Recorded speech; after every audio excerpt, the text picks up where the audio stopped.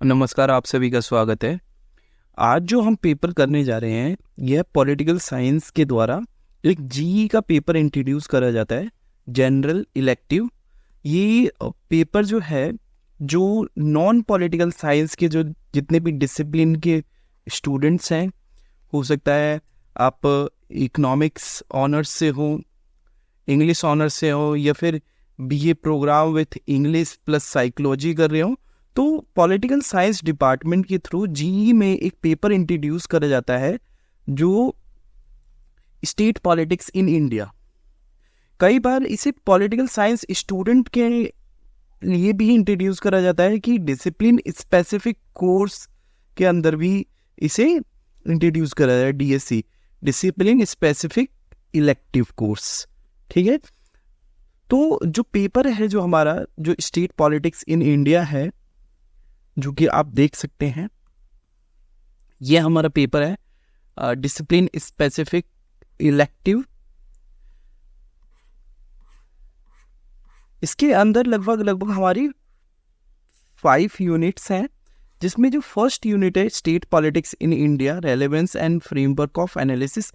ये वाला यूनिट जो फर्स्ट यूनिट है, यूनिट फर्स्ट, आज हम करने जा रहे हैं, जो कि relevance and framework of analysis पे बात करेंगे, विश्लेषण की प्रासंगिकता और रूपरेखा।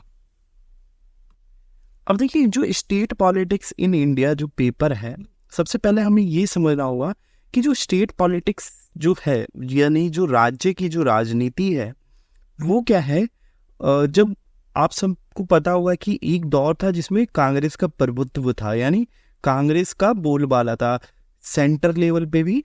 जैसे कि अगर मैं ड्रॉ करूं, तो अगर मैं भारत के शुरुआती दशकों में बात करूं, तो जो सेंटर लेवल पे जो पावर थी आज़ादी के बाद, कांग्रेस।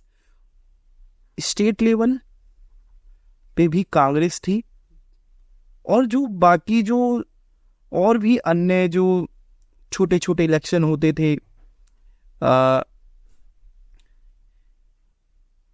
काउंसलर के, या फिर कोई भी छोटे छोटे जो स्टेट को छोड़कर पंचायत, या फिर उससे जो निचली व्यवस्था में भी कांग्रेस हुआ करती थी। तो इस दौरान जब वो कांग्रेस का दौर रहा, तो जो स्टेट पॉलिटिक्स है, यानी जो राज्य की जो राजनीति है, वो कहीं ना कहीं धूमिल रही है, एकदम फोर फ्रंट पे नहीं आई है। तो ये जो उत्थान है, हम देखते हैं कि जो एकेडमिक में जो स्टेट पॉलिटिक्स है, वो 1960s के बाद आया है। क्यों? क्योंकि यहाँ पे जो कांग्रेस है वो कमजोर होने लगी, यानी क्षेत्रीय जो दल हैं वो उनका उद्भव हुआ। जैसे जैसे कांग्रेस अपना स्पेस खो रही थी राज्य के अंदर, या फिर राज्य के अंदर जो उसकी सरकार थी, कांग्रेस की सरकार थी, वो जैसे जैसे घट रही थी, नए नए दल उभर के आ रहे थे, तब जाके स्टेट पॉलिटिक्स एक महत्वपूर्ण केंद्र बन जाता है कि अब केवल जो हमारा जो एनालिसिस है वो केवल और केवल हम सेंटर को रख के ध्यान में नहीं कर सकते, बल्कि हमें स्टेट को भी समझना बहुत इंपॉर्टेंट हो जाएगा।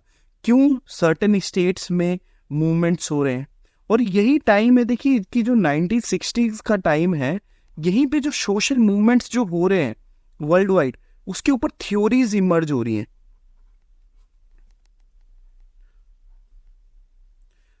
और हम देखते हैं कि जो इंडिया के अंदर, अगर हम इंडियन कंटेक्स्ट में देखें, तो इंडिया में क्या है, जो कांग्रेस है वो अपना स्पेस खोना स्टार्ट कर देती है 1960s के बाद।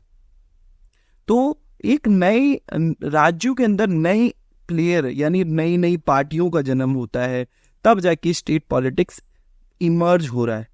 एक इम्पोर्टेंट एनालिसिस हो गया कि नहीं, अब हमें सेंटर के पर्सपेक्टिव से ही हमें नहीं समझना है पॉलिटिक्स को, अब हमें स्टेट को सेंटर मान के उसके हिसाब से हमें पॉलिटिक्स को समझना है। तो यहाँ पे देखिए, जो सेकंड पॉइंट है कि the shift from the single party dominate polity to a plural multi party system was a key factor. तो ये वाला आपको हमेशा याद रखना है कि जो प्रमुख कारक क्या था। जो प्रमुख कारक है वो ये है कि जो एक दलीय प्रभुत्व का जो दौर था ना, वो खत्म हो गया एक तरीके से, और हम किस प्रकार की व्यवस्था में चल गए, बहुदलीय व्यवस्था में हमारा आगमन हुआ। तो ये एक की मोमेंट था, या फिर एक की फैक्टर है जो स्टेट पॉलिटिक्स इमर्ज हुआ। उसके बाद देखते हैं कि जैसे कि कांग्रेस में भी अलग अलग समूह बनने लगे, कांग्रेस आई, कांग्रेस ओ। तो ये सब फैक्टर्स थे जो कांग्रेस अन्य दलों में भी विभाजित हो रही थी या अन्य समूहों में विभाजित हो रही थी।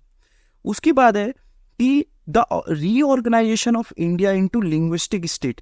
देखिए हम सब ने, अगर आपने वो पेपर पढ़ा होगा या फिर ये टॉपिक पढ़ा हुआ है, state formation and reorganisation of state, तो हम देख रहे थे कि कैसे शुरुआती दौर में हम लिंग्विस्टिक बेसिस पे स्टेट्स को मना कर रहे थे कि हम भाषा के आधार पे राज्यों का निर्माण नहीं करेंगे। फिर बाद में उसे कहीं हद तक अपनाया गया और उस पॉलिटिक्स ने, यानी लिंग्विस्टिक स्टेट ने, यानी भाषीय राज्य ने भी एक महत्वपूर्ण योगदान दिया कि राज्य की राजनीति को निर्मित करने में। तो यहाँ पे देखते हैं कि जो linguistic states also played a significant role in shaping state politics. और यही जो लिंग्विस्टिक जो प्रॉब्लम थी या फिर जो ये लिंग्विस्टिक स्टेट्स थे, इन्होंने सेंट्रल लेवल और स्टेट लेवल्स पे जो कांग्रेस की गवर्नमेंट थी उसको चैलेंज करा। जैसे ये धीरे बढ़ता गया, ये जो राज्य की जो जिस हिसाब से निर्माण हो रहे थे, राज्य की मांग उठ रही थी, और हम देखते हैं कि 1980 में क्या है कि बहुत सारे जो क्षेत्रीय दल हैं वो उनका उत्थान होता है, क्षेत्रीय दल का आगमन होता है। अब देखिए जो क्षेत्रीय दल है वो अपने क्षेत्र को लेकर बहुत सचीदा रहता है, या फिर उसे नेशनल पॉलिटिक्स से इतना महत्वपूर्ण लगाव नहीं होता है, बस उसे अपने स्टेट की पॉलिटिक्स को आगे करना है और पावर में बने रहना है। तो वहां पे क्या होता है कि जो पॉलिटिक्स है वो शिफ्ट हो गया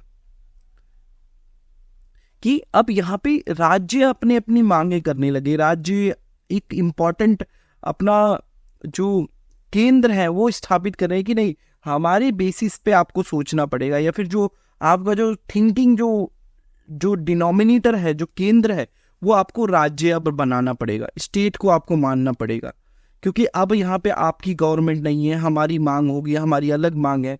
पहले क्या होता था कि जो कांग्रेस हर जगह थी, तो क्या होता था जो सेंट्रल गवर्नमेंट है वही जो प्लान पॉलिसी बनाती थी उसी को as it is state government भी अप्लाई कर देती। नहीं, अब स्टेट में अलग पार्टी है, अलग डिमांड है, अलग तरीके का क्षेत्र है, तो अब जो स्टेट की जो नीति है वो अलग तरीके से इफेक्ट कर रही थी। और ज़्यादातर वेलफेयर पॉलिसीज जो हैं, या फिर जो लैंड है, या फिर जितने भी डेवलपमेंटल पॉलिसीज हैं, वो स्टेट का भी सब्जेक्ट। इसी सभी बदलावों ने जो जितने भी राजनीतिक साइंस, जो राजनीतिक विज्ञान के जितने भी स्कॉलर्स हैं, जो भी ज्ञाता हैं, उन्होंने इन इवेंट्स ने या फिर इन घटनाओं ने उनका ध्यान खींचा। तब जाके इनके ऊपर स्टडी होने लगा कि नहीं, अब जो हमारा जो एनालिसिस है, हम सेंटर या फिर केंद्रीय को नहीं मान सकते, बल्कि हमारे को जो केंद्र मानना पड़ेगा वो है राज्य या स्टेट को मानना पड़ेगा। यानी अगर मैं लिखूं तो यहाँ पे state as a unit of analysis, जो विश्लेषण का आधार है वो अब क्या होगा, राज्य होगा। इसीलिए जो राजनीतिक शास्त्री हैं या फिर जो पॉलिटिकल साइंटिस्ट हैं, उन्होंने स्टेट पॉलिटिक्स को फोकस का केंद्र माना, और उन्होंने जो बेसिस है वो on historical identity of that state, उस स्टेट का हिस्टोरिकल आइडेंटिटी क्या है, प्री इंडिपेंडेंस पॉलिटिकल स्टेटस क्या था उस राज्य का, क्योंकि भारत में आप सब जानते हैं कि बहुत सारे राज्य हैं, लगभग 28-29 राज्य हैं। उसके बाद the state's role in freedom struggle, की हर राज्य का अलग अलग एक प्रकार से जो स्वतंत्रता आंदोलन है या फ्रीडम स्ट्रगल है अलग अलग रहा है। The impact of integration and linguistic reorganisation, इसको समझना कि उन राज्यों को जो केंद्रीयकरण करा गया या फिर उसको भाषाई आधार पे पुनर्गठन करा गया तो उसका क्या प्रभाव पड़ा। ज्योग्राफिकल लोकेशन मैटर करता है, जैसे for example Jammu and Kashmir जो राज्य है उसकी जो ज्योग्राफिकल लोकेशन है वो बहुत ज़्यादा इंपॉर्टेंट है। तो ये सब आयामों को हम जो पॉलिटिकल साइंटिस्ट है वो समझने लगे स्टेट पॉलिटिक्स के संदर्भ में, कि जैसे फॉर एग्जांपल कि जो तमिलनाडु है, जो श्रीलंका से जो फासला है, तो उसकी ज्योग्राफिकल लोकेशन मैटर करती है, वो क्यों, फिर उसको उस हिसाब से, उस परिस्थिति के हिसाब से उस स्टेट को समझना, ज्योग्राफिकल लोकेशन के आधार पे, इंफ्रास्ट्रक्चर्स के आधार पे, सोशल प्लूरलिज्म। अब जैसे फॉर एग्जांपल केरल है, केरल में क्या है कि जो सोसाइटी है बहुत सेग्रीगेटेड है, सोसाइटी में हर धर्म के लोग रहते हैं, और कहीं पे बहुत सारे राज्य में, जैसे ओडिशा हो गया, ओडिशा में लगभग ज़्यादातर हिंदू है और जनजातीय समाज है जो कि हिंदू ही फॉर्म करते हैं, और बहुत कम परसेंट जो है माइनॉरिटीज़ है, लगभग 4 या 5% माइनॉरिटी है, और सारे हिंदू आइडेंटिटी से रिलेटेड समूह है। उसके बाद religious, regional, caste dynamics, economic development pattern, human resource, education level and urbanisation, इन सब को फोकस करा गया स्टेट पॉलिटिक्स के अंदर। ठीक है, ये सभी आयामों को, इसको अभी हम बाद में भी देखेंगे, बट इन सभी आयामों को समझा गया राज्य की राज्य राजनीति में। जो राजनीतिक शास्त्री हैं जिन्होंने देखा कि जो 1960s के बाद जो इंटरनेशनल लेवल पे भी जो स्टेट है, नेशन है, वो बदल रहे हैं, किस तरीके से वो अपने आप को रीइंफोर्स कर रहे हैं, किस तरीके से अपने आप को पुनर्स्थापित कर रहे हैं। तो स्कॉलर्स जो हैं उन्होंने इन स्टेट पॉलिटिक्स पे अपना ध्यान दिया इंडिया के अंदर, और बहुत सारे थियोरेटिकल फ्रेमवर्क्स को उन्होंने इजाद करा कि हम इस फ्रेमवर्क के माध्यम से हम स्टेट पॉलिटिक्स को समझ सकते हैं। यानी थियोरेटिकल फ्रेमवर्क यानी कि वो लेंस, इस लेंस के माध्यम से हम देख सकते हैं, जो जिसमें से बहुत सारे इंपॉर्टेंट थिंकर्स हैं, जिसमें सबसे पहले जो नाम आता है मायरन वीनर का आता है। देखिए जो मायरन वीनर हैं ये क्या है, ये एक प्रोफेसर हैं, अमेरिकन प्रोफेसर हैं, प्रिंसटन यूनिवर्सिटी में, और इन्होंने ही 1967 में, यानी 1967 में स्टेट पॉलिटिक्स इन इंडिया नाम का एक बुक लिखा, स्टेट पॉलिटिक्स इन इंडिया। तो हम कह सकते हैं कि सबसे जो प्रथम जो स्कॉलर हैं वो है मायरन वीनर। मायरन यहाँ पे लिखा हुआ है, मायरन वीनर। ठीक है, अब देखिए तो इन्होंने सबसे पहला जो एडिटेड वॉल्यूम है वो पब्लिश करा स्टेट पॉलिटिक्स। इसके बाद राजस्थान से यानी इकबाल नारायण लिखते हैं, इन्होंने जो काम करा सेम इसी नाम से जो सेकंड वॉल्यूम आया है स्टेट पॉलिटिक्स पे, state politics in India, Iqbal Narayan ने लिखा। जो दूसरा इंपॉर्टेंट टेक्स्ट है वो कब आता है, 1976 में। तो ये स्कॉलर्स हैं, हमको एक तो मायरन वीनर इंपॉर्टेंट हो जाते हैं पढ़ने के लिए, जितने भी हैं ये लगभग इकबाल नारायण है, रूडोल्फ्स हैं, जो कि आगे हम देखेंगे, और बहुत सारे थियोरेटिकल फ्रेमवर्क्स आए, इंक्लूडिंग डेमोक्रेटिक थ्योरी के माध्यम से हम राज्य को समझ सकते हैं या राज्य की राजनीति को समझ सकते हैं, पॉलिटिकल डेवलपमेंट के माध्यम से कि किस तरीके से डेवलपमेंट हो रहा है, या फिर डेवलपमेंट में कौन कौन सी प्रक्रिया है या व्यवस्था है, उसके माध्यम से समझ सकते हैं राज्य की राजनीति को। मार्क्सिज्म के आधार पे समझ सकते हैं, पोस्ट मार्क्सिज्म के आधार पे समझ सकते हैं, या पोस्ट कोलोनियलिज्म के माध्यम। तो ये बहुत सारे लेंसेज है, यानी चश्मे हैं, इसके माध्यम से हम समझ सकते हैं राज्य की राजनीति को। फॉर द टाइम बीइंग आपको एक तो मायरन वीनर का नाम याद रखना है, क्योंकि सबसे पहले इन्होंने ही स्टेट पॉलिटिक्स इन इंडिया पे अपना बुक लिखा। उसके बाद इकबाल नारायण, जो कि यहाँ पे भी संदर्भित है। इंट्रो होने के बाद एक बार पुनः हम स्टार्ट करते हैं कि देखिए जो स्टेट पॉलिटिक्स इन इंडिया ना, बहुत काफ़ी टाइम तक ये पेंडिंग में ही रहा। इसको कभी भी एक तरह से ध्यान केंद्र में माना ही नहीं गया कि हम स्टेट के नज़रिए से भी हम राजनीति को समझ सकते हैं। हमेशा हम सेंटर या फिर देश, नेशन के या फिर कंट्री के माध्यम से हम स्टेट की पॉलिटिक्स को समझ रहे थे, यानी केंद्र के हिसाब से। तो ये बहुत लॉन्ग ओवरड्यू था। ठीक है, उसके बाद the decline of Congress has lead noticeable trend of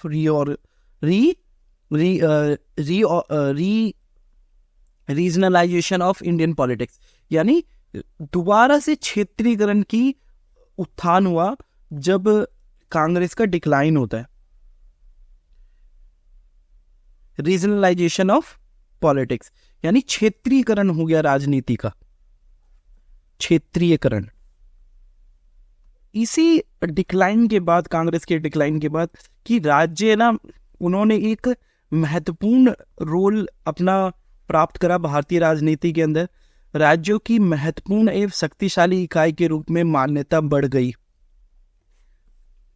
ठीक है, यह आया कि देखिए, जब हमें भारत की राजनीतिक व्यवस्था यानी इंडियन पॉलिटिकल सिस्टम को अगर हमें समझना है, इंडियन पॉलिटिकल सिस्टम को अगर हमें समझना है, तो हमें जो राज्य में यानी जो स्टेट्स में जो पॉलिटिकल डेवलपमेंट्स हो रहे हैं उनको समझना बहुत जरूरी हो गया। यदि राज्यों में जो राजनीति का आकलन करना बहुत महत्वपूर्ण हो गया भारतीय राजनीतिक व्यवस्था को समझने के लिए। ठीक है, ये वाला इंपॉर्टेंट पॉइंट है। उसके बाद क्या है, state governments play a crucial role in public welfare. जैसे कि मैंने बताया कि देखिए, भारत के अंदर जो कार्य हैं वो निर्धारित हैं जो सूचियों के आधार से, जैसे केंद्रीय सूची, राज्य सूची, समवर्ती सूची, यानी central list, state list and concurrent list. तो जो भारत में जो लोक कल्याण है वो, उसमें जो सबसे प्रमुख भूमिका वो राज्य सरकार की निर्धारित करी गई है कल्याण में। तो स्टेट गवर्नमेंट्स बहुत इंपॉर्टेंट रोल प्ले करने लगे लोक कल्याण, जितने भी पब्लिक वेलफेयर सिस्टम या स्कीम्स हैं उसके अंदर। हर राज्य अपने अपने अलग अलग लोक कल्याण कार्य के लिए नीति निर्माण करता था। और पॉलिटिकल डेवलपमेंट को समझना या फिर जो इंडियन पॉलिटिकल सिस्टम को समझने के लिए जो स्टेट्स में जो पॉलिटिकल डेवलपमेंट हो रहे हैं, यानी जो वेलफेयर स्कीम्स चल रही हैं या फिर जो कल्याणकारी जो योजनाएं चल रही हैं, उनका ज्ञान होना बहुत महत्वपूर्ण हो गया भारतीय राजनीतिक व्यवस्था को समझने के लिए। इसके बाद देखिए, जो केंद्रीय सरकार, जो सेंट्रल गवर्नमेंट है, उसका रोल कैसे हो गया, उसका रोल क्या हुआ, डिक्लाइन हो गया। कैसे हो गया, क्योंकि देखिए अब यहाँ पे स्टेट लेवल पे तो कांग्रेस है नहीं, राज्य स्तर पे तो कांग्रेस है नहीं, जो कि कांग्रेस की बात को जो केंद्रीय स्तर पे की कांग्रेस की बात को एज इट इज माने। अब क्या है, जो सेंट्रल गवर्नमेंट है उसका जो काम है यानी विकास कार्यों में या विकास प्रशासन में क्या रह गया कि केवल और केवल लीडरशिप, कंसल्टेशन एंड एडवाइस के तौर पे केवल और केवल विकास प्रशासन में केंद्र सरकार की भूमिका नेतृत्व प्रदान करना, परामर्श देना और सलाह पर केंद्रित। ठीक है, अब स्टेट गवर्नमेंट्स जो सेंट्रल गवर्नमेंट्स को यानी इन तीनों फैक्टर्स पे रिड्यूस कर दिया, यानी अब राज्य सरकार अपने आप कौन कौन सी सलाह को मानना है, कौन कौन से नेतृत्व का पालन करना है, ये राज्य सरकार पर निर्भर था। जैसे कि आप सब समझते हैं, देखिए केंद्र ने कोई भी योजना लाई तो राज्य सरकार के ऊपर वो निर्भर करता है कि वो किस तरीके से उसका इम्प्लीमेंटेशन करे। तो जो इम्प्लीमेंटेशन पार्ट्स है वो ज़्यादातर राज्य के ऊपर निर्भर होता है या फिर राज्य की जिम्मेदारी होती है किसी भी नीति या कार्यक्रम को क्रियान्वयन करने के लिए। अब देखिए, भारत के प्रत्येक राज्य में क्या है, पार्लियामेंट्री सिस्टम ऑफ डेमोक्रेसी है। ठीक है, पहला पॉइंट तो ये हो गया। दूसरा क्या है, the permanent civil service is accountable to elected representative. ये भी हमें क्लियर है कि जितने भी सिविल ऑफिशियल्स हैं या फिर जो सिविल सर्विस के अधिकारीज हैं, जो सिविल सेवा है, वो किसके प्रति अकाउंटेबल है, जितने भी हमारे रिप्रेजेंटेटिव्स हैं उनके प्रति वो अकाउंटेबल है। देखिए, इन दोनों व्यवस्था होने के बाद भी राज्य में नीति किस तरीके से क्रियान्वित होगी, किस तरीके से उसे व्यवहार में लाया जाएगा, वो हम देखते हैं कि वो अलग अलग तरीके से प्रतिबिंबित होता है या फिर कोई ना कोई उसमें व्यवहारिक विचलन देखा जा सकता है। डिस्पाइट द थ्योरेटिकल फ्रेमवर्क, जो थ्योरेटिकल फ्रेमवर्क ये है, देखिए कि सबसे पहले पार्लियामेंट्री फॉर्म ऑफ डेमोक्रेसी है, दूसरा क्या है, सिविल सर्विस जो है वो किसके प्रति अकाउंटेबल है, रिप्रेजेंटेटिव यानी एमपी या एमएलएस की। Despite the theoretical framework, practical deviation in behaviour of political institution, जितने भी हमारी जो राजनीतिक संस्थाओं में देख सकते हैं कि जो व्यवहार जो है वो बदल रहा है या फिर वो डिविएट हो रहा है, ठीक है, due to the specific situation and compulsion in the worries. हर राज्य में अलग तरीके की सिचुएशन है, अलग तरीके का कंपल्सन है, वो हम देख सकते हैं, ठीक है। विभिन्न राज्यों में विशिष्ट परिस्थिति जन्य बाध्यताओं के कारण राजनीतिक संस्थाओं के व्यवहार में व्यवहारिक विचलन देखा जा सकता है।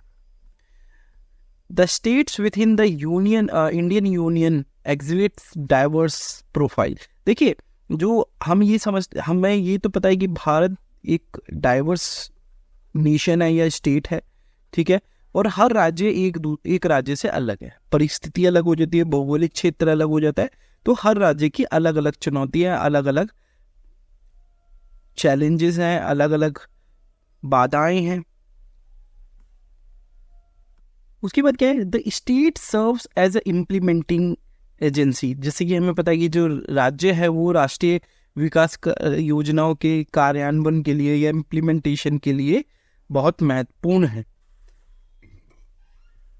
देखिए, जो स्टेट गवर्नमेंट्स है ना, ये बहुत इंपॉर्टेंट किस तरीके से हो जाती है। देखिए, एक तरफ तो सेंटर हो गया आपका, ठीक है, एक तरफ सेंटर हो गया, दूसरी तरफ आपका हो गया स्टेट, और तीसरी तरफ हो गया आपका जितने भी या तो विलेज आ जाएगा या फिर आपका जितना भी जो लोअर डिविजनल ऑफिसेस हैं वो सारे यहाँ पे आ जाएंगे, ठीक है। तो स्टेट क्या है, एक मीडिएटिंग रोल परफॉर्म करता है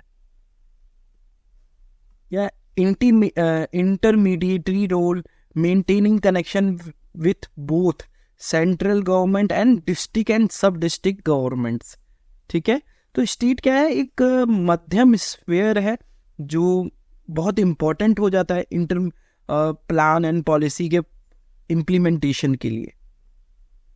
और इसी आधार पे हम समझ सकते हैं कि देखिए, यही इसका कारण भी है, इसीलिए स्टेट पॉलिटिक्स को हमें समझना और पढ़ना बहुत ज़रूरी हो जाता है, क्योंकि सेंटर कौन सी पॉलिसी लेके आ रहा है और राज्य उसको किस तरीके से रिस्पॉन्स कर रहा है, क्या उसे इम्प्लीमेंट कर रहा है या फिर उसको चैलेंज दे रहा है या फिर राज्य की अलग डिमांड है, इसलिए हमें स्टेट पॉलिटिक्स को समझना बहुत इंपॉर्टेंट है। और दूसरी बात यह है कि देखिए, भारत के अंदर कोई एक जैसे राज्य तो है नहीं, दूसरा क्या मतलब यानी बहुत सारे राज्य हैं, हर किसी का अलग चैलेंज है, लोकेशन अलग है। देखिए कि most traditional government functions are carried out by states. देखिए, जितने भी बहुत सारे जो कार्य हैं, ज़्यादातर कार्य हमारे स्टेट गवर्नमेंट्स के द्वारा ही करे जाते हैं। जैसे दिल्ली में आप सब रह रहे थे, देखिए दिल्ली सरकार बहुत सारे कार्य हैं जो लोगों के सेंटर में रखे हुए वो स्टेट गवर्नमेंट ही करती है, जो नागरिकों के भाग्य को सीधे प्रभावित करने वाले विषयों से निपटते हैं। अब देखिए, रोटी, बिजली, पानी, ये सड़क, ये सब राज्य के कार्य हैं, और ज़्यादातर जो सरकारी कार्य है, जो पारंपरिक कार्य है, वो ज़्यादातर राज्य सरकार करती है और वही डायरेक्टली इन्फ्लुएंस करती है, इम्पैक्ट करती है। इसीलिए देखिए, नागरिकों की भलाई को सीधे प्रभावित करने वाले मुद्दों पर ध्यान केंद्रित करने के कारण राज्य की राजनीति स्पष्ट और ठोस उद्देश्य प्रासंगिकता रखती है। इसीलिए जो राज्य की जो राजनीति है उसको पढ़ना जरूरी है। राज्य की राजनीति, स्टेट पॉलिटिक्स इन इंडिया, इसलिए पढ़ना जरूरी है। देखिए, सेंट्रल गवर्नमेंट्स का स्फीयर जो है बहुत मिनिमम है। जैसे करेंसी हो गया, ये हो गया, करेंसी हो गया, इंटरनेशनल रिलेशंस हो गए, फाइनेंस हो गया, ये सब में यानी फाइनेंस मतलब यानी करेंसी हो गया, सॉरी सिक्योरिटी, यहाँ पे लिख सकते हैं सिक्योरिटी, आर्मी, ये सब में सेंट्रल गवर्नमेंट प्रमुख हो जाती है। और जितने भी वेलफेयर है या फिर जो ट्रेडिशनल हमारे वर्क्स हैं, चाहे जाति प्रमाण पत्र हो, चाहे कोई भी काम हो, ज़्यादातर कार्य हमारी राज्य सरकार ही करती हैं। और इसी को, क्योंकि देखिए, नागरिकों की भलाई को सीधे प्रभावित करने वाले मुद्दों पर ध्यान केंद्रित करने के कारण ये वाली लाइन लिखिए, राज्य की राजनीति स्पष्ट और ठोस उद्देश्य प्रासंगिकता रखती है, इसलिए रेलेवेंट हो जाती है स्टेट पॉलिटिक्स को हमें पढ़ने के लिए। अब देखिए, यहाँ तक आप अभी राज्य की राजनीति जो है, स्टेट पॉलिटिक्स इन इंडिया की जो रेलेवेंस है उसे आप समझ गए कि क्यों हमें पढ़ना है, क्यों। अब देखिए, इसको पढ़ने के लिए अब हमें क्या है, a systematic study of state governments and politics. अब देखिए, किसी चीज को भी पढ़ने के लिए हमें एक सिस्टमेटिक अप्रोच चाहिए। Is essential for understanding the organisational setup and functioning of government machinery in the state. कि हमें एक सिस्टमेटिक स्टडी चाहिए राज्य सरकार को समझने के लिए, या राज्य सरकार की राजनीति को समझने के लिए, जो कि हमें ये बताएगी कि राज्य किस तरीके से व्यवहार कर रहे हैं, किस तरीके से वो अपने कार्य को कर पा रहे हैं, कौन कौन से राज्य सरकारों और राजनीति को एक व्यवस्थित केंद्र अध्ययन करने में क्या क्या चीजें आवश्यक हैं, उसको समझने में क्या क्या चीजें का समझना जरूरी हो जाता है। यानी जो सरकारी मशीनरी है, जो सरकारी तंत्र है, वो किस तरीके से व्यवस्थित हुआ है, दूसरा वो किस तरीके से अपने कार्य कर रहा है, इन सबको हमें समझना बहुत महत्वपूर्ण हो जाता है। अब देखिए, जो डिस्पाइट, यानी देखिए जो भारत में जितने भी राज्य हैं वो सब क्या है, despite the states in Indian union sharing common legal system. देखिए, एक ही जो कानूनी व्यवस्था, यानी जो जुडिशरी है, जो न्यायपालिका, वो एक ही कृत है। दूसरा है कॉन्स्टिट्यूशनल फ्रेमवर्क एक ही है, एडमिनिस्ट्रेटिव स्ट्रक्चर भी एक ही है, international environment, their internal political pattern very significantly. ठीक है, जो इंटरनल पॉलिटिकल पैटर्न है वो अलग हो जाती है। ठीक है, उनका जो आंतरिक जो राजनीतिक पैटर्न है या फिर जो संरचना है वो भिन्न हो जाती है। देखिए, भारतीय संघ के राज्यों में एक समान कानूनी प्रणाली, संवैधानिक ढांचा, प्रशासनिक संरचना और अंतर्राष्ट्रीय वातावरण साझा होने के बावजूद उनके आंतरिक और राजनीतिक पैटर्न में काफी भिन्नता हो जाती है। देखिए, इन ऊपर वाले सारे सेम है, constitutional framework, administrative structure, international environment, but जो इंटरनल पॉलिटिक्स है वो हमेशा अलग अलग हो जाती है हर राज्य की, क्योंकि अलग अलग फैक्टर्स हैं, अलग अलग की प्रॉब्लम्स हैं। ठीक है, भारतीय राजनीतिक व्यवस्था के व्यापक ढांचे की बारीकियां और विविधताओं को समझने के लिए राज्य सरकारों का ज्ञान महत्वपूर्ण हो जाता है।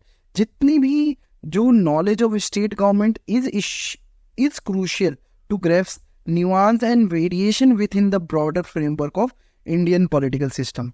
यानी कि भारतीय राजनीतिक व्यवस्था के व्यापक जो ढांचा है, उसकी बारीकियां और उसकी विविधताओं को समझने के लिए राज्य सरकार का ज्ञान होना महत्वपूर्ण हो जाता है, और इसीलिए हमें स्टेट पॉलिटिक्स की महत्वता सुनिश्चित होती है या फिर पढ़ना महत्वपूर्ण हो जाता है। तो इस वाले पॉइंट में क्या है कि देखिए, यहाँ पे जो इस वाले स्लाइड में क्या है, एक सिस्टमेटिक अप्रोच की बात करी गई है। ठीक है, राज्य की राजनीति को समझने के लिए। दूसरा क्या है कि देखिए, नो डाउट हमारे पास बहुत सारा कॉमन सिस्टम भी है। कॉमन सिस्टम कैसे? करेंसी एक ही है, लीगल सिस्टम एक है, कॉन्स्टिट्यूशन एक है, एडमिनिस्ट्रेटिव स्ट्रक्चर यानी IAS IPS जितना भी प्रशासनिक स्ट्रक्चर है वो सब सेम होने के बाद यहाँ पे डिफरेंस क्या हो जाता है कि politics of particular state differ हो जाती है, अलग अलग हो जाती है। दूसरा क्या है कि हमें इसलिए समझना जरूरी है क्योंकि कि क्या क्या राज्य जो राजनीति की बारीकियां, विविधताओं को समझने के लिए राज्य सरकार का ज्ञान होना महत्वपूर्ण हो जाता है। अब इसके बाद बात करेंगे हम फ्रेमवर्क की। देखिए, जो थ्योरी होती है, देखिए थ्योरी हम सबने सुना है कि देखिए ये क्या होती है, जनरलाइज स्टेटमेंट होती है, जनरलाइज्ड स्टेटमेंट। ठीक है, या कह सकते हैं सिद्ध वाक्य, कह सकते हैं सिद्ध वाक्य भी बोल सकते हैं। ठीक है, और टेंटेटिव स्टेटमेंट यानी किसी चीज को स्टार्ट करने के लिए भी हो सकती है कि कुछ जो वाक्य है कुछ मान के चला जाए। तो ये सब थ्योरी का अर्थ होता है। मगर यहाँ पे जो फ्रेमवर्क है, देखिए फ्रेमवर्क यहाँ पे फ्रेमवर्क का मतलब है कि किसी चीज़ को समझने के लिए, जैसे मान लीजिए एक प्रकार की व्यवस्था है, इसको समझने के लिए कोई एक फ्रेमवर्क होना चाहिए जो इसको पूर्ण रूप से समझे। और उसका जो बैक होगा किसी भी फ्रेमवर्क का, थ्योरी होगा। यानी थ्योरी, कोई भी, हर फ्रेमवर्क के पीछे कोई ना कोई थ्योरी होगा, या फिर थ्योरी के बाद ही एक फ्रेमवर्क आता है किसी चीज़ को समझने के लिए। अब देखिए जो फ्रेमवर्क है, देखिए द दिस फ्रेमवर्क या फिर कोई भी जो फ्रेमवर्क है provides a structured approach to analyze and understanding the complexities of state politics, facilitating systematic study and research। ठीक है, ये हम ले सकते हैं कि यह ढांचा राज्य की राजनीति की जटिलताओं का विश्लेषण और समझने के लिए एक संरचित दृष्टिकोण उपलब्ध कराता है या प्रदान करता है, जिससे व्यवस्थित अध्ययन या अनुसंधान की सुविधा मिलती है। तो इसीलिए किसी भी फ्रेमवर्क के माध्यम से हमें समझना बहुत महत्वपूर्ण हो जाता है राज्य की राजनीति को। यानी इसको देखिए इस तरीके से, देखिए जैसे अब देखिए मैं कोई मूवी देखने जा रहा हूँ, ठीक है, कोई मूवी देखने जा रहा हूँ, और जो मेरा अप्रोच है कि मेरा कुछ बिलीफ सिस्टम है कि नहीं, मेरे को ये देखना है कि मूवी के अंदर क्या क्या मॉडर्न जो बातें हैं वो लाई गई हैं, क्या ये जो आधुनिकता है या मॉडर्निटी है उसको उसको आगे लेके जाता है या मॉडर्निटी को पीछे लेके जाता है, या ये मेरे समाज की बातें करता है, या ये किसी एक पर्टिकुलर। तो ये हमारे क्या हो गए, फ्रेमवर्क हो गए, इसके माध्यम से हम इस मूवी को देखने जा रहे हैं। ठीक है, अब हमें राज्य की राजनीति यानी स्टेट पॉलिटिक्स इन इंडिया को समझने के लिए जो कॉन्सेप्चुअल फ्रेमवर्क्स हैं, देखिए यहाँ पे कॉन्सेप्चुअल फ्रेमवर्क्स मल्टीपल है, ठीक है। मगर जैसे कि जो सबसे पहले विचारक रहे हैं स्टेट पॉलिटिक्स इन इंडिया पे, जो सबसे पहले जो वॉल्यूम लेके आए स्टेट पॉलिटिक्स इन इंडिया, जो उनकी वॉल्यूम का नाम भी रहा है, वो दो फैक्टर्स की बात करते हैं अपने कॉन्सेप्चुअल फ्रेमवर्क में, यानी दो आधार की बात करते हैं। सबसे पहले ये बोलते हैं कि स्टेट पॉलिटिक्स इन इंडिया को समझने के लिए, यानी राज्य की राजनीति को समझने के लिए, हमें दो तरीके का जो कॉन्सेप्चुअल फ्रेमवर्क के अंदर दो आधारों को हमें समझना होगा। सबसे पहले जो सबसे पहला जो आधार है वो ये है कि the socio economic environment in which politics occur, कि राज्य के अंदर वो सामाजिक और आर्थिक वातावरण क्या है जिसमें राजनीति उत्पन्न हो रही है। ठीक है, जैसे फॉर एग्जांपल जैसे महाराष्ट्र ले रहे, तो महाराष्ट्र में जो मराठा मूवमेंट्स हैं, केवल ये मराठा मूवमेंट जो है ये महाराष्ट्र में क्यों हो रहा है? ठीक है, यानी हम कह सकते हैं कि ये जो जो रिजर्वेशन है, जो जाट रिजर्वेशन है, ये हरियाणा में क्यों हो रहा है? क्या उधर का इन्वायरमेंट है? ये जो दलित पैंथर्स वाला जो मूवमेंट है ये महाराष्ट्र में ही क्यों हो रहा है, या इसका सृजन महाराष्ट्र से क्यों हुआ? तो ये क्या है, वो सोशो इकोनॉमिक कंडीशंस निर्धारित करती है किसी भी चीजों को। दूसरा है the performance of the government, कि गवर्नमेंट का कैसे परफॉर्मेंस रहा है। देखिए आज़ादी के बाद और आज तक, तो कंटेम्परेरी टाइम, प्रेजेंट टाइम में किस तरीके का परफॉर्मेंस रहा है गवर्नमेंट का। अब जो स्टेट पॉलिटिक्स इन इंडिया को समझने के लिए जो दूसरा कॉन्सेप्चुअल फ्रेमवर्क या फिर जो डायमेंशन जो दिया है स्टेट पॉलिटिक्स को समझने के लिए, वो इकबाल नारायण ने दिया है। जैसे ये मैंने बताया था कि ये दूसरे थिंकर हैं स्टेट पॉलिटिक्स के अर्लियर। सबसे पहले माइनर विनर हैं, उसके बाद है इकबाल नारायण। तो इकबाल नारायण ने 3 डायमेंशनल फ्रेमवर्क का बात करा है, जिसमें वो सबसे पहला जो डायमेंशन रखते हैं वो कॉन्टेक्चुअल रखते हैं, दूसरा वो स्ट्रक्चरल रखते हैं, और तीसरा ऑपरेशनल, कि वो किस तरीके से ऑपरेशनल है या क्रियान्वित है या फिर कार्य कर रहा है। अब देखिए जो इकबाल नारायण है वो स्टेट पॉलिटिक्स को समझने के लिए जो सबसे पहला जो डायमेंशन देते हैं वो कॉन्टेक्चुअल देते हैं। कॉन्टेक्चुअल यानी किसी चीज का संदर्भ। तो सबसे पहले क्या है कि हिस्ट्री ऑफ द स्टेट क्या है, उस राज्य का इतिहास क्या रहा है। जैसे फॉर एग्जांपल मैं बात करूं कि उत्तर प्रदेश का इतिहास क्या है, वो राज्य बनने से पहले क्या वो एक प्रिंसली स्टेट था या ब्रिटिश गवर्नमेंट के अंदर था, वो किस तरीके का राज्य था। ठीक है, हिस्ट्री ऑफ द स्टेट। फिर historical identity of the state, उसकी आइडेंटिटी क्या है, हिस्टोरिकली आइडेंटिटी क्या है। जैसे फॉर एग्जांपल मैं झारखंड की बात करूँ तो झारखंड ज़्यादातर ट्राइबल हिस्ट्री रहा है, तो हर राज्य का हर एक हिस्टोरिकल आइडेंटिटी होता है। उसके बाद it's political status before India, कि पॉलिटिकल स्टेटस क्या था, क्या वो प्रिंसली स्टेट था क्या। जैसे for example Jammu and Kashmir का जो पॉलिटिकल स्टेटस था वो क्या था, एक प्रिंसली स्टेट था। Now it's union territory of India. उस राज्य का रोल क्या है फ्रीडम स्ट्रगल में।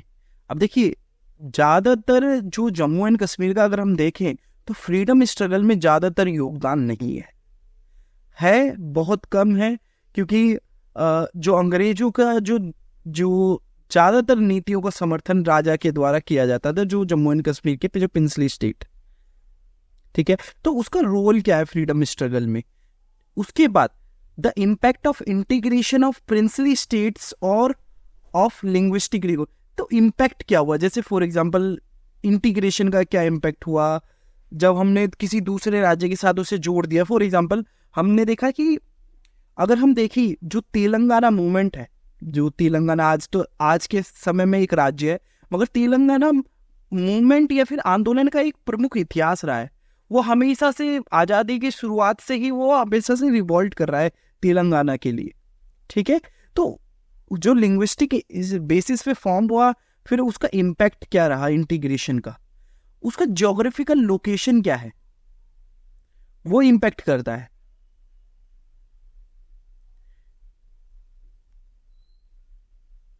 अब यानी देखिए जैसे बंगाल है, तो बंगाल जिस लोकेशन पे है तो यहाँ पे क्या है, जो बहुत सारे जो बांग्लादेश है यहाँ से रिफ्यूजीज आ सकते हैं, तो उसका जो जियोग्राफिकल लोकेशन है वो भी मैटर करता है कॉन्टेक्चुअल डोमेन को समझने के लिए, या किसी राज्य के कॉन्टेक्स्ट को समझने के लिए। फिर उसके बाद जो इंफ्रास्ट्रक्चर है वो किस तरीके से मैनिफेस्ट कर रहा है एक सोशल प्लूरलिज्म को प्रमोट करने के लिए, वो समाजवाद या सामाजिक न्याय को आगे बढ़ाने के लिए, वो जो इसका इंफ्रास्ट्रक्चर है स्टेट्स का वो किस तरीके से परफॉर्म कर रहा था, ठीक है। The level of pattern of economic development, कि किस तरीके से वो इकोनॉमिकली डेवलप हो रहा है। तो कई बार अगर आप देखोगे तो इवन पूरे भारत की इकोनॉमी को कई बार बोला जाता है हिंदू रेट ऑफ ग्रोथ के हिसाब से बढ़ता है, ठीक है, हिंदू रेट ऑफ ग्रोथ, आप इसको सर्च भी कर सकते हैं। तो हर राज्य की भी जो अर्थव्यवस्था वो एक प्रकृति पर आधारित थी, ठीक है, एक पैटर्न पे आधारित थी। उसको समझना, ह्यूमन रिसोर्स समझना, उस राज्य में किस तरीके के ह्यूमन रिसोर्सेज है। अब फॉर एग्जांपल मैं अगर हरियाणा की बात करूँ तो इधर क्या है कि यहाँ पर ज़्यादातर हमारे जितने भी खिलाड़ी हैं वो इस पर्टिकुलर इस एरिया से क्यों आ रहे हैं, क्यों हमारे को एक जो एथलीट ह्यूमन रिसोर्स है वो हरियाणा से ही क्यों आ पा रहा है, ये चीज़ें हमें समझना, ये कॉन्टेक्स्ट को समझना, उस राज्य के कॉन्टेक्स्ट को समझना। द लेवल ऑफ एजुकेशन, उस राज्य में एजुकेशन क्या क्या लेवल रहा है, अर्बनाइजेशन किस हद तक हुआ है, शहरीकरण उस राज्य में किस हद तक हुआ है। तो ये हुआ कॉन्टेक्चुअल डायमेंशन जो इकबाल नारायण बात करते हैं सबसे पहले फ्रेमवर्क्स में। अब जो दूसरा डोमेन है वो है स्ट्रक्चरल डोमेन, यानी संरचनात्मक। देखिए संरचनात्मक में हमें ये समझना है कि जो फॉर्मल कॉन्स्टिट्यूशनल स्ट्रक्चर्स हैं वो किस तरीके से परफॉर्म कर रहे हैं, वो किस तरीके से क्रियान्वित है, ऑफिस ऑफ गवर्नर किस तरीके से वर्क कर रहा है, ऑफिस ऑफ चीफ मिनिस्टर किस तरीके से वर्क कर रहा है, मिनिस्ट्री लेजिस्लेचर किस तरीके से वर्क कर रहा है, पॉलिटिकल इंस्टीट्यूशन किस तरीके से अपने कार्य को कर पा रही है, किस तरीके से प्रोसेस कर पा रही है, पॉलिटिकल पार्टीज कैसे रिप्रेजेंट करती हैं, वो किस तरीके से ऑर्गेनाइज हो रही है, किस तरीके से पॉलिटिक्स को में भाग ले रही है, प्रेशर ग्रुप एंड इलेक्शंस का क्या रोल है वहां पे उस राज्य में, जो स्ट्रक्चर कैसा है उसको समझना। जो भी फॉर्मल इंस्टीट्यूशंस है उसका स्ट्रक्चर को स्टडी करना, एडमिनिस्ट्रेटिव फ्रेमवर्क को स्टडी करना। तो सबसे पहले तो हमने देखा कि उस राज्य का, जैसे फॉर एग्जांपल अगर मैं बोलूं कि एक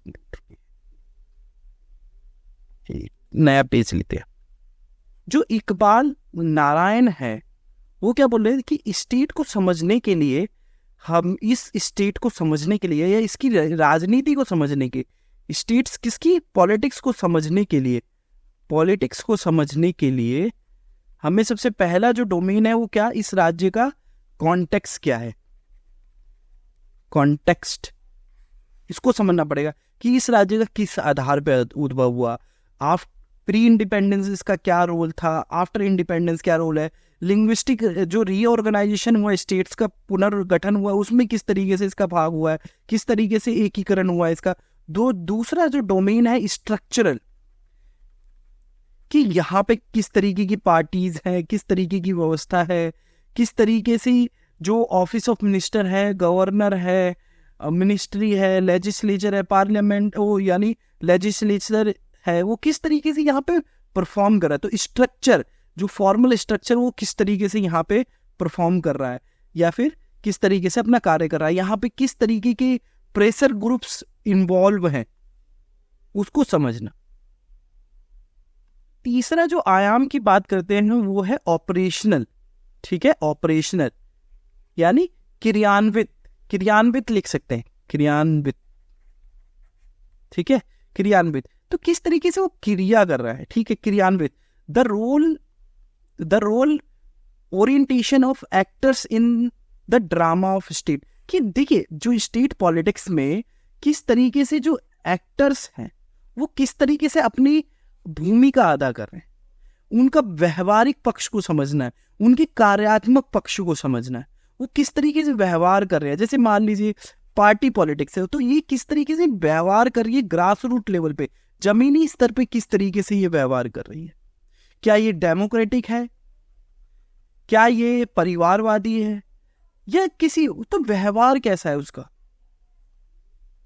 फिर उसके बाद जो भी है, मान लीजिए कोई पार्टी आ जाए तो वो किस तरीके से फंक्शंस को परफॉर्म करती है, वो किस तरीके से क्रिया करती है, उसको समझना। ऑपरेशनल क्या है, ठीक है,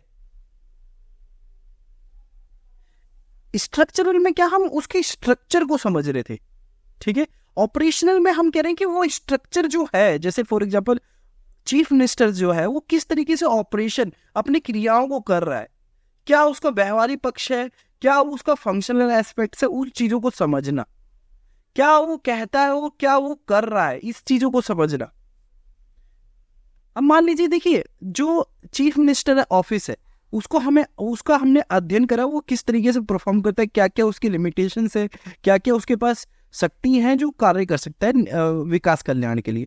दूसरा क्या है ऑपरेशनल में, जैसे मान लीजिए कि उसका बिहेवियर क्या है कि हाँ सोशल जस्टिस इस सोसाइटी में स्टैब्लिश करना है, सामाजिक न्याय, कि हर वर्ग, हर समुदाय, हर जाति, हर धर्म के लोगों को न्याय मिलेगा या फिर सबको बराबरी मिलेगी। इसको करने के लिए ये तो उसका हो गया बिहेवियरल एस्पेक्ट्स, ठीक है, ये हो गया आपको उसका बिहेवियरल अगर ऑपरेशनल में बोले।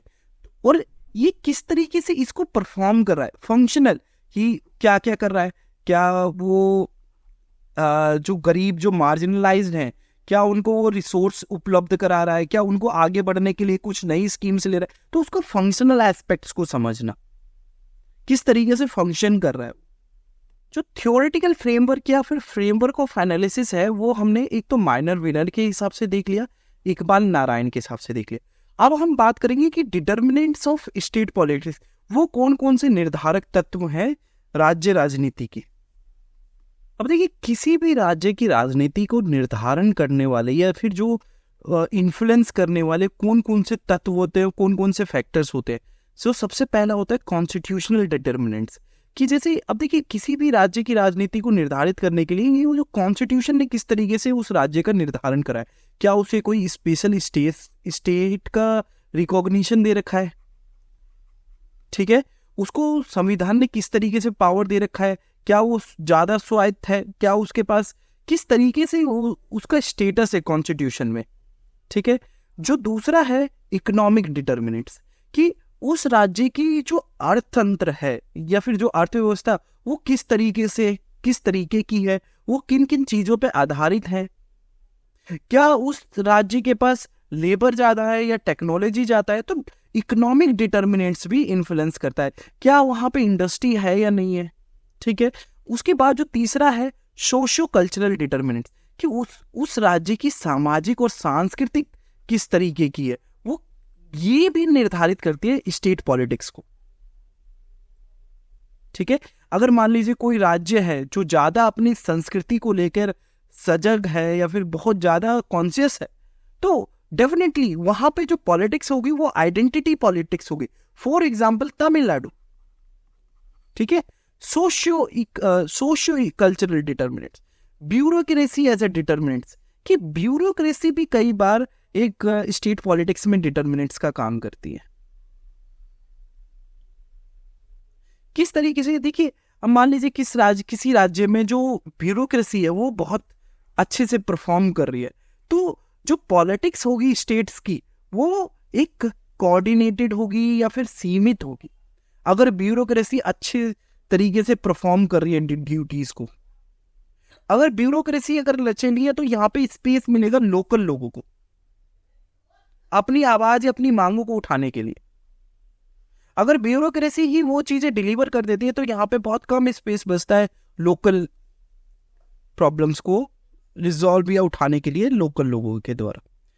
उसके बाद है फिजियोलॉजिकल डिटर्मिनेंट्स, कि उसकी भौगोलिकता का क्या निर्धारण है।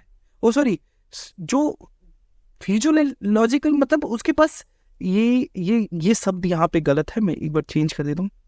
फिजियोलॉजिकल, देखिए इसको प्रकृति से ले लीजिए या फिर संसाधन से ले लीजिए या रिसोर्स से ले लीजिए, तो उस राज्य के पास कौन कौन से संसाधन है, वो कौन कौन से पठार है, क्या क्या मिनरल्स है, वो भी कई बार निर्धारण करते हैं। अब जैसे झारखंड हो गया, छत्तीसगढ़ हो गया, तो यहाँ पे खनिज बहुत है, तो वहाँ की जो पॉलिटिक्स है वो इस मुद्दों से या फिर इस प्रॉब्लम से इफेक्ट होगी या फिर क्रियान्वित होगी, या फिर ये जो मुद्दे हैं ये निर्धारण करेंगे उस राज्य की राजनीति।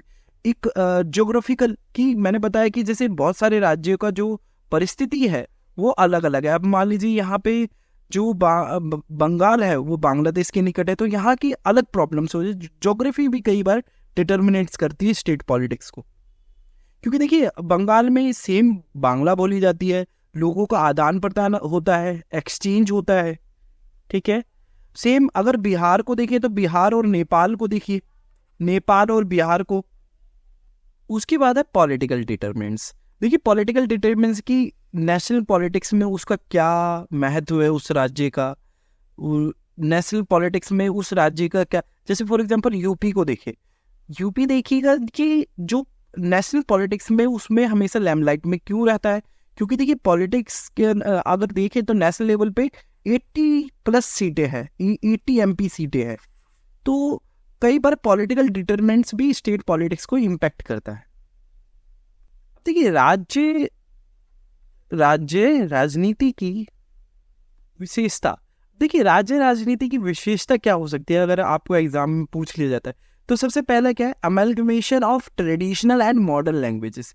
कि देखिए हर राज्य क्या है, हम ये देख रहे हैं कि आज के दौर में ट्रेडिशनल और मॉडर्न दोनों से कहीं ना कहीं जुड़ रहा है या संघर्ष कर रहा है या फिर अपना रहा है। ठीक है, तो ट्रेडिशनल और मॉडर्न दोनों का हम प्रभाव देख सकते हैं उस राज्य पे। ठीक है, और उस राज्य की राजनीति में हम देख सकते हैं कि ये जो मॉडर्न जो सोसाइटी है और ट्रेडिशनल सोसाइटी है ये किस तरीके से कोएग्जिस्ट कर रही है, क्या चैलेंजेस हैं, क्या चुनौतियां हैं, क्या प्रॉब्लम्स हैं। कि वो मॉडर्न जो मॉडर्न हमारी भाषा है, जो मॉडर्न संस्कृति है, उसके अंदर राज्य किस तरीके से अपने आप को कायम कर रहा है, अपनी पॉलिटिक्स को किस तरीके से निर्धारण कर रहा है। जो दूसरा जो पॉइंट देखे, अगर हम विशेषता देखें राज्य की राजनीति की, तो caste is a dominant factor in state politics. इसको हम कहीं पे भी भुला नहीं सकते। देखिए ज्यादातर राज्यों में कास्ट पॉलिटिक्स होती है, ये बहुत इंपॉर्टेंट पॉइंट है। ठीक है, एक विशेषता ये है कि कास्ट पॉलिटिक्स हमेशा डोमिनेंट है। उसके बाद है कॉम्पिटिटिव पार्टी सिस्टम। हर राज्य के अंदर हम देख सकते हैं कि बहुत प्रतिस्पर्धात्मक दलीय व्यवस्था है। किसी भी राज्य में देखिए, यूपी में देखिए कितनी सारी पार्टी है, बिहार में देखिए कितनी सारी पार्टी है, और भी अन्य जैसे महाराष्ट्र में देखिए कितनी सारी पार्टी।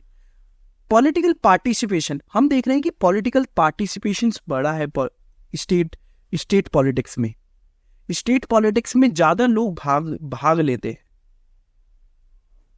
ठीक है, उसके बाद है फंक्शनलिज्म, कि हम देख रहे हैं कि बहुत सारे ये जो जितने भी फॉर्मल इनफॉर्मल इंस्टीट्यूशंस हैं, ये बहुत फंक्शनल है अपने अप्रोच को लेकर। यानी जो राज्य की जो राजनीति है वो बहुत फंक्शनल है अपने आप में, वो बहुत हमेशा ये बोले कि हमेशा राजनीति में इंगेज रहती है, हमेशा राजनीति में व्यस्त रहती है। और कह सकते हैं कि देखिए यहाँ पे बहुत सारे दल भी निकल के आते हैं, फंक्शनल में बटे हुए हैं जो दल हैं। उसके बाद occupational interest play a stronger part. ठीक है, जो हम देखते हैं कि जो व्यावसायिक हित है ना, जो लेबर जो राइट्स है, या फिर जो लेबर सेंट्रिक जो या वेज सेंट्रिक यानी मजदूरी सेंट्रिक या फिर लेबर सेंट्रिक, हम देखते हैं कि स्टेट पॉलिटिक्स में ये बहुत महत्वपूर्ण विषय रहते हैं और हमेशा निरंतर बने रहते हैं। उसके बाद देखते हैं सेगमेंटल पॉलिटिक्स, कि खंडित है। यहाँ पे जो पॉलिटिक्स है वो क्या है, खंडित है, कहीं पे भी जुड़ाव नहीं है। हर प्रदेश अलग तरीके से पॉलिटिक्स को देखता है, परसीव करता है। जो पॉलिटिक्स का जो नेचर है यहाँ पे जो राज्यों के अंदर खंडित है, एक जैसा नहीं है। ठीक है, उसके बाद डिफेक्शन एंड स्टेट पॉलिटिक्स, हम देख सकते हैं कि राज्य स्तर पे हम देखते हैं कि बहुत ज्यादा दल बदल रहता है, यानी बहुत ज्यादा डिफेक्शंस होते हैं, दल बदल और राज्य की राजनीति। ठीक है, तो ये है राज्य की राजनीति की विशेषताएं। अब हम बात करेंगे जो स्टेट पॉलिटिक्स को समझने के लिए कौन कौन से अप्रोचेस है। पहले हमने देखा जो थिंकर स्पेसिफिक, हमने कॉन्सेप्चुअल फ्रेमवर्क को देखा, थिंकर स्पेसिफिक। उसके बाद हमने डिटर्मिनेंट्स ऑफ स्टेट पॉलिटिक्स की कौन कौन से डिटरमाइनिंग फैक्टर्स हैं जो स्टेट पॉलिटिक्स को आगे बढ़ाते हैं। फिर उसके हमने बात देखा कि साइलेंट फीचर्स क्या क्या, विशेषता क्या है। अब उसके बाद हम बात करेंगे अप्रोचेस टू स्टेट पॉलिटिक्स, कि किस तरीके से हम अप्रोच कर सकते हैं एक जर्नल पर्सपेक्टिव में। यहाँ पे देखिए कोई थिंकर स्पेसिफिक नहीं हो रहे, हम एक जर्नल पर्सपेक्टिव में किस तरीके से स्टेट पॉलिटिक्स को समझ सकते हैं या अप्रोच कर सकते हैं। तो सबसे पहला है इंस्टीट्यूशनल अप्रोच, उसके बाद जो है दूसरा पॉलिटिकल इकोनॉमी अप्रोच, और तीसरा है कल्चरल अप्रोच।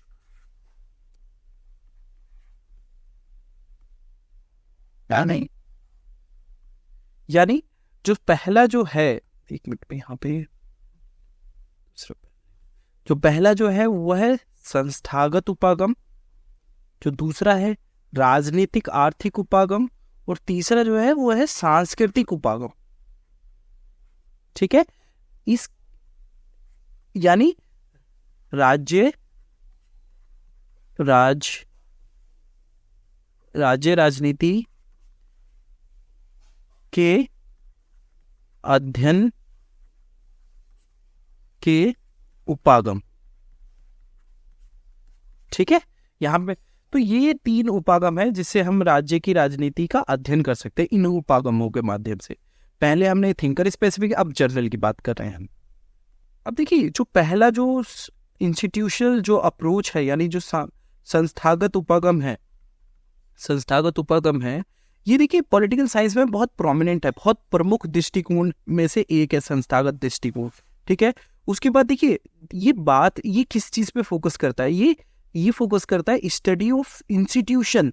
ठीक है, ये संस्थाओं के अध्ययन पे केंद्रित है। ठीक है, और इसका बहुत सारे पुराने थिंकर जैसे प्लेटो हो गए, अरिस्टोटल हो गए, इन सब अरिस्टोटल ने खासकर यूज करा है। ठीक है, तो देखिए इसका प्रमुख बिंदु क्या है, it centres on the formal rules and regulation of institution, कि इसका जो सेंटर में क्या है कि ये संस्थानों के ना औपचारिक नियमों और विनियमों पर केंद्रित है। कि यानी ये जितने भी हमारी फॉर्मल इंस्टीट्यूशंस है, जो संस्थाएं हैं, उनके व्यवहार, उनके कानून, वो किस तरीके से अपनी नीतियों का निर्माण कर रहे हैं, किस तरीके से व्यवहार कर रहे हैं, उन सब का अध्ययन करता है। अब फॉर एग्जाम्पल जैसे चीफ मिनिस्टर ऑफिस है, तो ये क्या है, एक फॉर्मल इंस्टीट्यूशन है, तो इसको इंस्टीट्यूशन के तौर पे अध्ययन करना। ठीक है, कि इसके रूल्स क्या हैं, रेगुलेशंस क्या क्या हैं, रूल्स रेगुलेशन किस तरीके से परफॉर्म कर रहा है, ठीक है, क्या क्या लिमिटेशंस है, इन सबको जानना। कि इधर ये समझना पड़ेगा कि जो दृष्टिकोण है संस्थागत, ये ज़्यादातर शुरुआती दौर में जो बिहेवियरलिज्म जो था, जो व्यवहारवाद से पहले क्या कर रहा था, जितनी भी केवल फॉर्मल इंस्टीट्यूशंस है, यानी जो सरकारी या फिर जो फॉर्मल है, जो औपचारिक संस्था है, उन्हीं का अध्ययन करता था।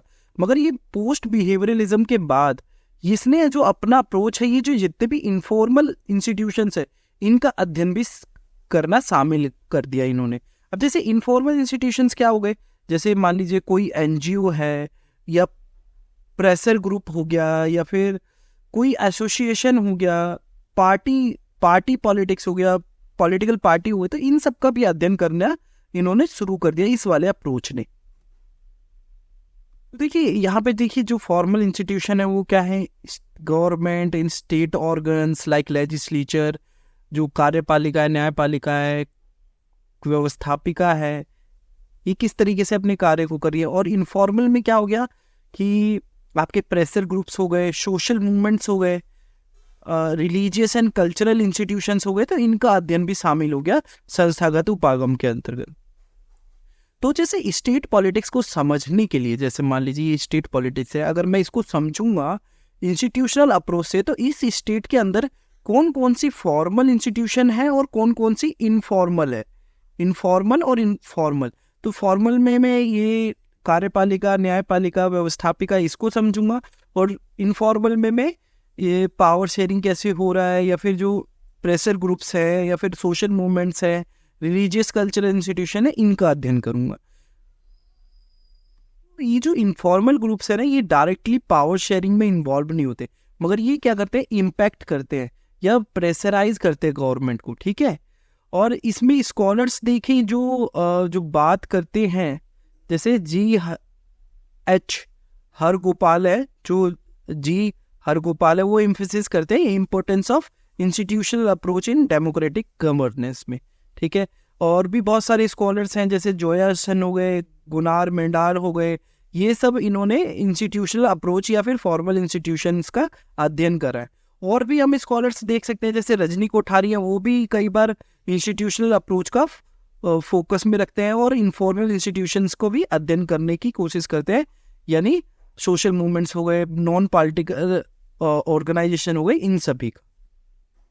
जो दूसरा अप्रोच है स्टेट पॉलिटिक्स इन इंडिया को समझने के लिए, वो है पॉलिटिकल इकोनॉमी अप्रोच, ठीक है। ये देखिए, ये बहुत डायनेमिक अप्रोच है, यानी गतिशील अप्रोच है, या फिर ये गतिशील विधि है राज्य राजनीति को समझने के लिए। मगर इसका एम्फेसिस क्या है, analysing economic factor to understand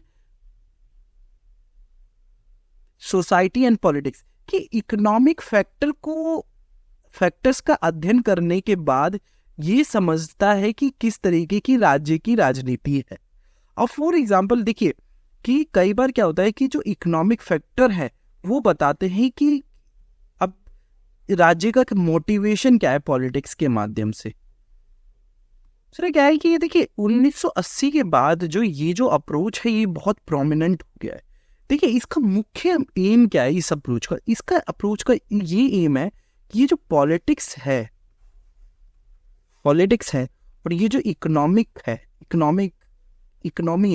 क्या इकोनॉमी राजनीति को प्रभावित कर रही है, क्या राजनीति इकोनॉमी को, इसका अध्ययन करना है, इन दोनों के रिलेशंस का अध्ययन करना है। तो क्या है, this approach aims to understand the relationship between politics and the economy, examining the interplay between power and production, कि ये पावर है और ये प्रोडक्शन, इन दोनों के बीच का संबंध क्या है, इसको समझना। Politics and economy are seen as mutually influential, कि ये देखा जाता है कि कई बार दोनों ही प्रभावित करती है, एक दूसरे को दोनों प्रभावित करती रहती है। जो पॉलिटिक्स नेशनल प्रोडक्शन को इन्फ्लुएंस करती है कि किस तरीके का प्रोडक्शन होगा,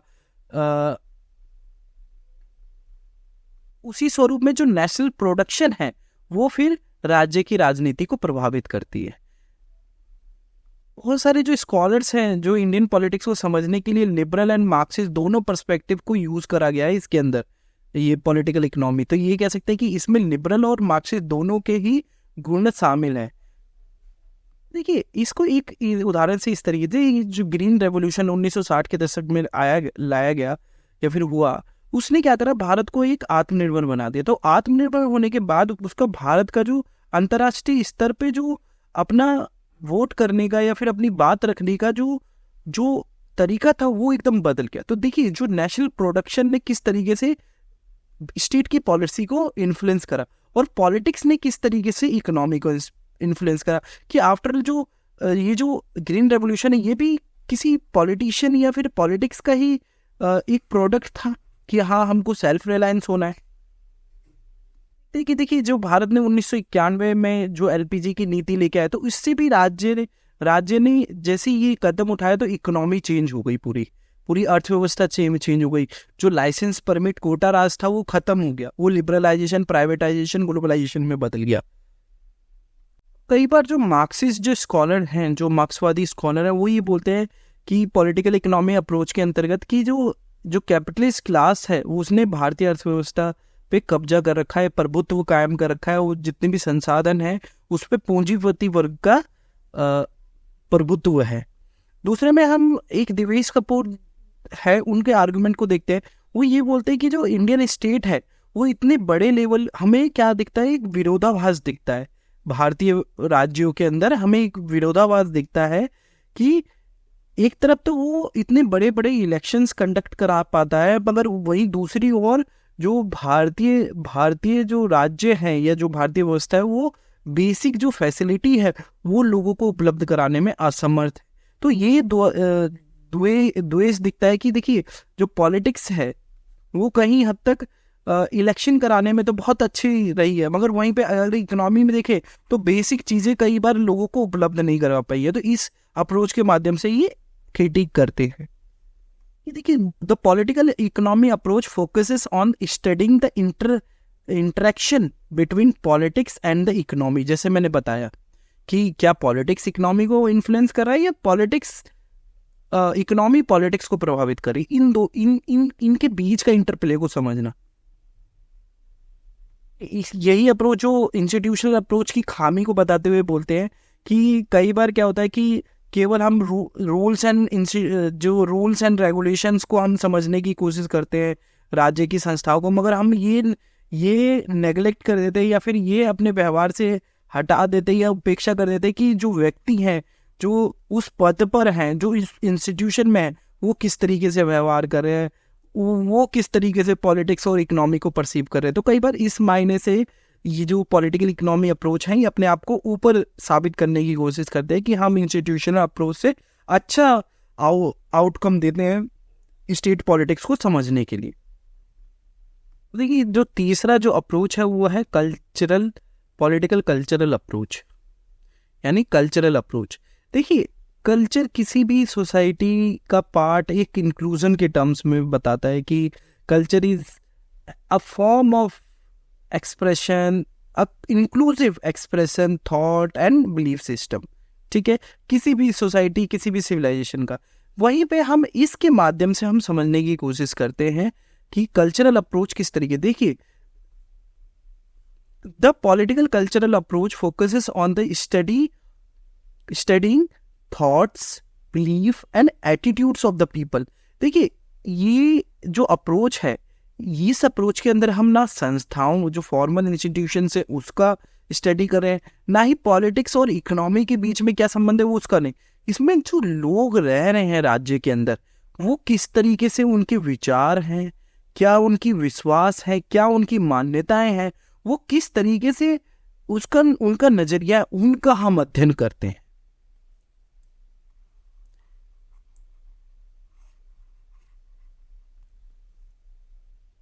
इस अप्रोच के अंदर हम ज्यादातर करते क्या है, हम लोगों के वोटिंग बिहेवियर को समझते हैं कि लोग किस तरीके से वोट करते हैं। क्या वो आइडेंटिटी को रखकर वोट देते हैं, क्या वो डेवलपमेंट को सेंटर में रखकर वोट देते हैं। ठीक है, इन चीजों को समझने की कोशिश करते हैं। Sydney Verma in 1963 explore the concept of civic culture, ठीक है, इन द 5 वेस्टर्न कंट्री। देखिए जो इस कल्चर, ये जो इसमें के अंदर जो सिडनी वर्मा है वो थिंकर हैं जो पॉलिटिकल अप्रोच की बात करते हैं कि जो वोटिंग बिहेवियर या फिर जो पॉलिटिकल ट्रेडिशन है या सोसाइटी के कंसेप्ट को हम जो वहाँ के लोग हैं वो किस तरीके सोचते हैं, किस तरीके से समझते हैं चीज़ों को, क्या नज़रिया रखते हैं, उन सब का अध्ययन हमें करना चाहिए। और बहुत सारे जो पॉलिटिकल या जो इंडियन स्कॉलर्स हैं, जो थिंकर्स हैं, वो ज़्यादातर इस कंसेप्ट को, ये जो कल्चरल अप्रोच को समझने के लिए भारतीय राजनीति के अंदर वहाँ राज्यों की राजनीति या राष्ट्रवाद को समझते हैं, सेकुलरिज्म को समझते हैं, मल्टीकल्चरिज्म को समझते हैं इन इंडियन पॉलिटिक्स, ठीक है, या भारतीय राज्य के अंदर। Approaches like institutional political economy, political culture offer different lens for depth research. देखिए ये तीनों अप्रोच राज्य की समझ हमें उपलब्ध कराना चाहते हैं, मगर उनका अलग अलग पैरामीटर है। पहला अप्रोच जो है इंस्टीट्यूशन, वो इंस्टीट्यूट की बात करता है, जो फॉर्मल इनफॉर्मल इंस्टीट्यूशन है उनकी स्टडी करो। दूसरा पॉलिटिक्स और इकोनॉमी की स्टडी करो। तीसरा जो वहाँ के लोग हैं वो किस तरीके का उनका बिलीफ सिस्टम है, थॉट प्रोसेस है, किस तरीके का एटीट्यूड है, उस चीज को स्टडी करो। हर अप्रोच में कुछ ना कुछ लिमिटेशंस होती है, बट ये रिसर्चर के ऊपर या फिर जो थिंकर है वो यूज करता है कि हमें कौन कौन से अप्रोचेस को समझना है। और कई बार जो थिंकर्स हैं वो मिक्स्ड अप्रोच भी रखते हैं। जैसे अब मान लीजिए जैसे हमें इंस्टीट्यूशनल अप्रोच है, तो अब मुझे अगर इलेक्शन कमीशन ऑफ इंडिया को अगर समझना है तो मेन इंस्टीट्यूशनल अप्रोच ही होगा कि वो इंस्टीट्यूशन के तौर पे किस तरीके से परफॉर्म करता है, किस तरीके से इलेक्शन कंडक्ट कराता है, ठीक है। On the other hand political economy approach could be used to study the relationship between social class and representation.